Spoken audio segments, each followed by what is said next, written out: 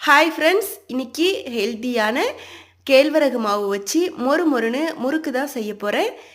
ஒரு பாத்திரத்தில் 1 கப் அளவுக்கு கேழ்வரகு மாவு, அரிசி மாவு 1 கப், 1/2 கப் கடலை மாவு சேர்த்து 1 டீஸ்பூன் ஜீரகம், 1 டீஸ்பூன் எள்ளு, 1/4 டீஸ்பூன் பெருங்காயத்தூள், 1/2 டீஸ்பூன் உப்பு சேர்த்துட்டு மாவை ஒன்று போல் நல்லா பிசைஞ்சு விட்டுறணும். எல்லாத்தையும் நல்லா கலந்து விட்ட பிறகு இது கூட 1 டேபிள் ஸ்பூன் அளவுக்கு வெண்ணெய் சேர்த்து மாவு கூட நல்லா பிசைஞ்சு விடணும். இப்போது பச்சை தண்ணி 1 கப் எடுத்திருக்கேன். அதை கொஞ்சம் கொஞ்சமாக சேர்த்து மாவை நல்லா சாஃப்டாக பிசைஞ்சு எடுத்து வச்சுட்டு நம்ம முறுக்கு உரல்ல எண்ணெயை தடவி எடுத்து வச்சுட்டு ஒரு தட்டிலையும் எண்ணெயை தடவிக்கலாம். இப்போ ரெடி பண்ணி வச்ச மாவை உரல்ல சேர்த்துட்டு நம்ம எண்ணெய் தடவி வச்சுருந்த தட்டில் முறுக்கை பிழிஞ்சு விட்டுடலாம்.